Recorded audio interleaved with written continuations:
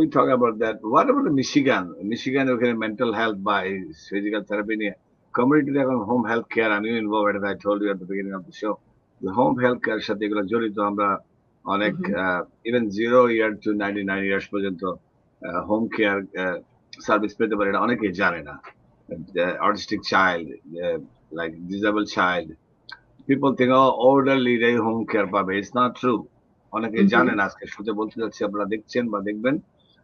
Home care is not all about elderly age. Home care any age can get. If you are disabled with a young age, you can get a home care for temporary. Like আমাদের অনেকে মনে করে যে Medicare, not Medicaid, Medicare government funded Mhm. all those medical situation গুলা অনেকে মনে করে Medicare বোধহয় 65 and older পায়. No, it's not correct. The thing is, if you are disabled, short-term Medicare দেওয়া for 2 years only. Is any age.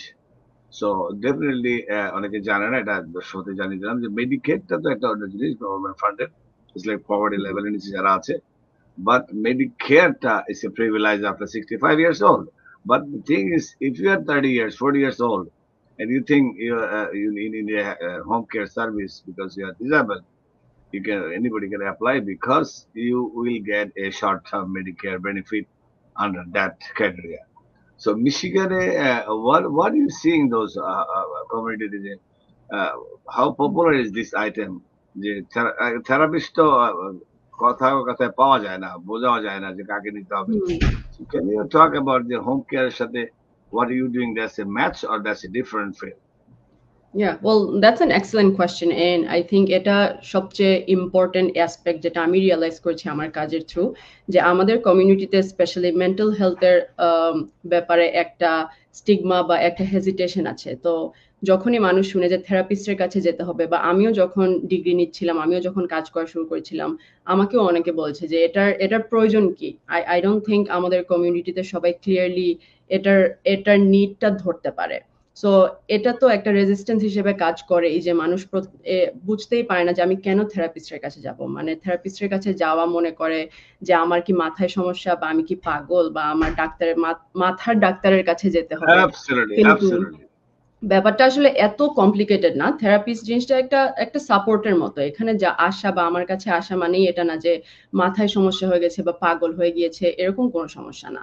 So এটা ছাড়াও যখন মানুষ এই রেজিস্ট্যান্সটা ক্রস করে রেডি হয় থেরাপিস্টের কাছে যেতে, তখন ল্যাঙ্গুয়েজ একটা ব্যারিয়ার, যেটা সবচেয়ে বড় আমি দেখতে পাই, যে বাঙালি কোনো বা বাংলাদেশি, সিলেটি এরকম কোনো থেরাপিস্ট মিশিগানে আমার জানা মতো এখন পর্যন্ত আমি একমাত্র বাংলাদেশি থেরাপিস্ট, আমি আর কাউকে খুঁজে পাইনি.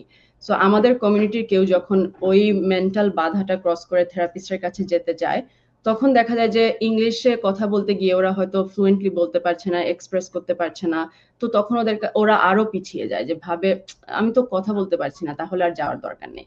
সো আমি এই আমার জিনিসটাই কমিউনিটিতে বেশি কাজ করতে চাচ্ছি আর কি, যে অ্যাওয়ারনেস বাড়ানো, যে থেরাপিস্টের কাছে যাওয়া বা আমার কাছেও আসা, বা বাংলাতে যে এই সার্ভিসটা অ্যাভেলেবল হচ্ছে আস্তে আস্তে, আমি এটাই আর কি আমার কমিউনিটিতে জানাতে চাচ্ছি যতটুকু পারছি. আমার ওয়াইফের একটা ছোট বোন এবং একটা বড় বোন, দুজনেই এই সাবজেক্ট নিয়ে জড়িত. একটা আমাদের জিনার বোন না, এবং আরেকজন হলো আমাদের নাজবুন ইউনার মেয়ে Maisha.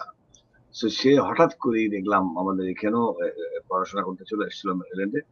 So I was surprise যে সে এই ফিজিক্যাল থেরাপি বা মেন্টাল এই সেম সাবজেক্টে সে পড়াশোনা করে বাচ্চাদেরকে হেল্প করছিল, স্লোলি সে আস্তে আস্তে একটা ক্লিনিকও হচ্ছে এখন ফ্লোরিডা ব্যাক করে গিয়ে. সো সো আমি একটু অবাক হয়ে বলছিলাম সবাইকে, I am proud of that subject what she took.